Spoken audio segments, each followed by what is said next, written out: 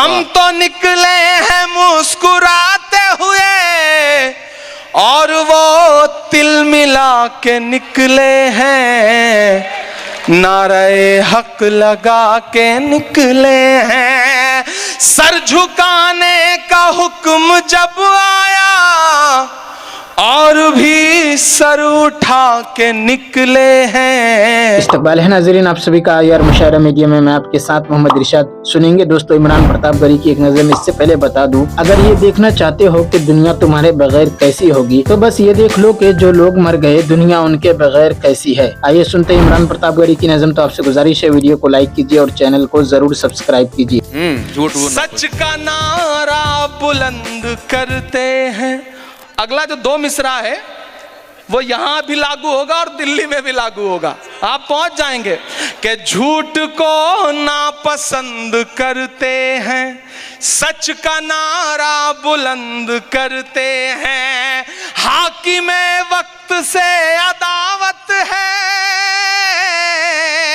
حاکم وقت سے عداوت ہے، وہ ہمیں کم پسند کرتے ہیں، وہ ہمیں کم پسند کرتے ہیں۔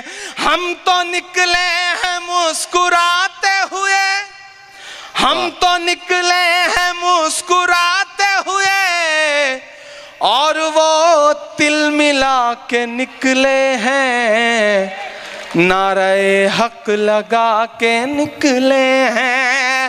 سر جھکانے کا حکم جب آیا اور بھی سر اٹھا کے نکلے ہیں، نعرہ حق لگا کے نکلے ہیں۔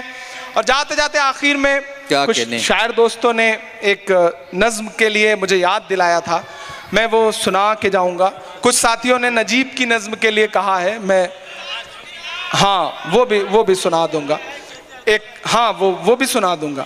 یہ بہت اچھی بات ایک سامنے بیٹھے ہوئے ایک ساتھی نے یاد دلایا۔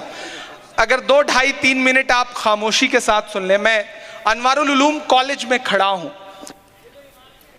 یہ جو عمارتیں ہیں یہ محض عمارتیں نہیں ہیں، یہ آپ کی وراثت ہے، اور نہ جانے کتنے سال کتنے دشک اس میں آپ کو جھانکتے ہوئے نظر آئیں گے۔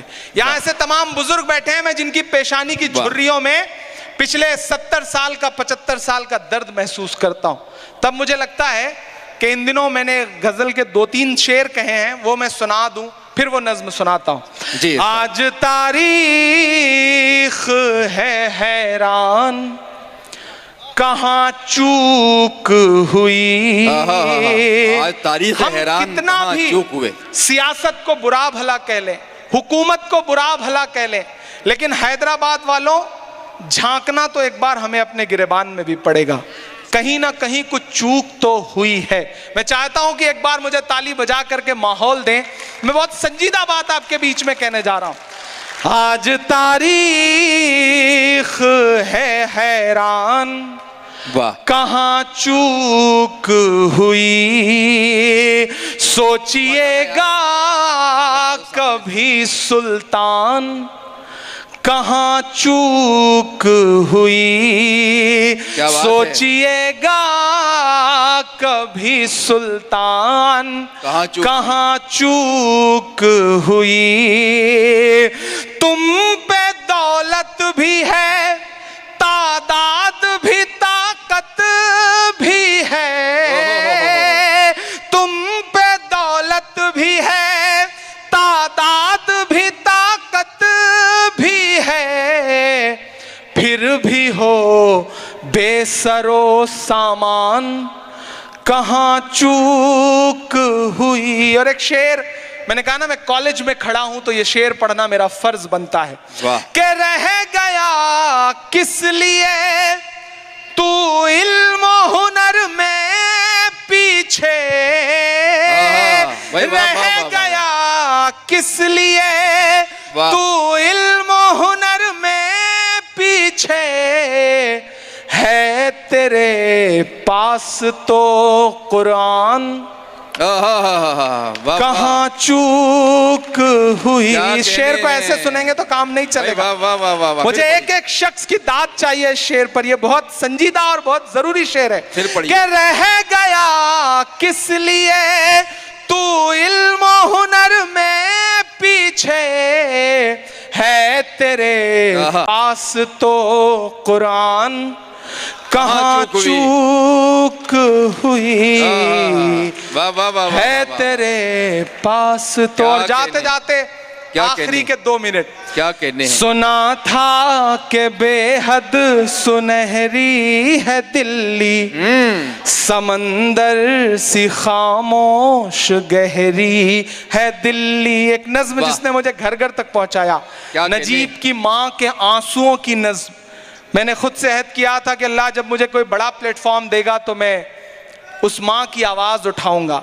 میں شاعری میں آواز اٹھاتا تھا, اور اللہ نے جب مجھے پارلیمنٹ میں پہنچایا تو میں نے اپنی جو سب سے پہلی اسپیچ کی اس میں نجیب کی ماں کے آنسوؤں کو آواز دینے کا کام کیا. مجھے لگتا ہے کہ میں نے اپنا فرض پورا کیا. میں آپ کے حکم کو پورا کر دے رہا ہوں. سنا تھا کہ بے حد سنہری ہے دلی, سمندر سی خاموش گہری ہے دلی, مگر ایک ماں. آئیے دوستو, نظم سننے کے بعد دوائے دل کتاب سے کچھ باتیں سنتے ہیں.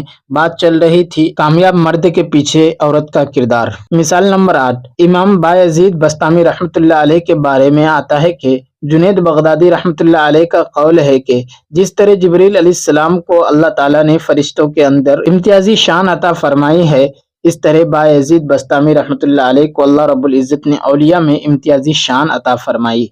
اور یہ بات کرنے والے بھی جنید بغدادی رضی اللہ عنہ ہیں. یہی بایزید بستامی رحمۃ اللہ علیہ جب بچپن میں یتیم ہو گئے, ماں نے ان کو مدرسہ میں داخل کر دیا. قاری صاحب سے کہا کہ بچہ کو اپنے پاس رکھنا, زیادہ گھر آنے کی عادت نہ پڑے, ایسا نہ ہو کہ یہ علم سے محروم ہو جائے. چنانچہ کئی دن قاری صاحب کے پاس رہے. ایک دن اداس ہوئے, دل چاہا کہ امی سے ملاؤں. قاری صاحب سے اجازت مانگی. انہوں نے شرط لگا دی, تم اتنا سبق یاد کر کے سناؤ تب اجازت ملے گی. سبق بھی بہت زیادہ بتا دیا, مگر بچہ ذہین تھا, اس نے جلدی سے وہ سبق یاد کر کے سنا دیا. اجازت مل گئی. یہ اپنے گھر واپس آئے. دروازے پر دستک دی. ماں وضو کر رہی تھی. وہ پہچان گئی, میرے بیٹے کی طرح دستک معلوم ہوتی ہے. چنانچہ دروازے کے قریب آ کر پوچھا, کس نے دروازے کو کھٹکھٹایا؟ جواب دیا, بایزید ہوں. تو ماں کہتی ہے, ایک میرا بھی بایزید تھا, میں نے تو اسے اللہ کے لیے وقف کر دیا, مدرسہ میں ڈال دیا. تو کون بایزید ہے جو کھڑا میرا دروازہ کھٹکھٹا رہا ہے؟ تو جب انہوں نے یہ الفاظ سنے سمجھ گئے امی چاہتی ہے میرا دروازہ نہ کھٹکھٹائے. اب بایزید مدرسہ میں اللہ کا دروازہ کھٹکھٹائے اور اسی سے تعلق استوار کرے.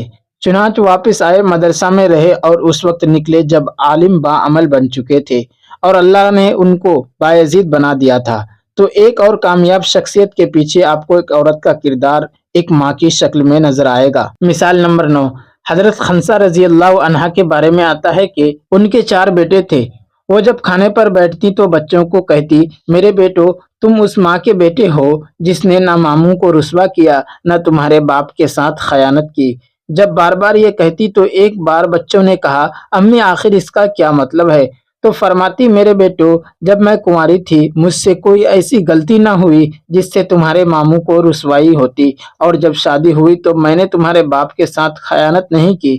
میں اتنی غیرت اور باحیا زندگی گزارنے والی عورت ہوں. بچے پوچھتے, امی آپ کیا چاہتی ہیں؟ تو ماں کہتی ہے, بیٹو جب تم جوان ہو جاؤ گے تم سب اللہ کے راستے میں جہاد کرنا, اور میرے بیٹو تم شہید ہو جانا, اور میں آ کر تمہیں دیکھوں گی. اگر تمہارے سینوں پر تلوار کے زخم ہوں گے میں تم سے راضی ہو جاؤں گی, اور اگر تمہاری پشت پر زخم ہوں گے تو میں تمہیں کبھی معاف نہیں کروں گی. بیٹے پوچھتے, امی آپ کیوں کہتی ہیں شہید ہو جانا شہید ہو جانا؟ تب ماں سمجھاتی کہ میرے بیٹو اس لیے کہ جب قیامت کے دن عدل قائم ہوگا اور اللہ تعالیٰ پوچھیں گے شہیدوں کی مائیں کہاں ہیں, میرے بیٹو اس وقت میرے پروردگار کے سامنے مجھے سرخ روئی نصیب ہوگی کہ میں بھی 4 شہیدوں کی ماں ہوں. سوچنے کی بات ہے, ایسے شہداء کے پیچھے آپ کو ایک عورت کا کردار ماں کی شکل میں نظر آئے گا. مثال नंबर 10, इब्न सीरीन रहमतुल्लाह अलैह जिन्होंने ताबीरुर रुया किताब लिखी, उनका मर्तबा अल्लाह ने बहुत बड़ा बनाया।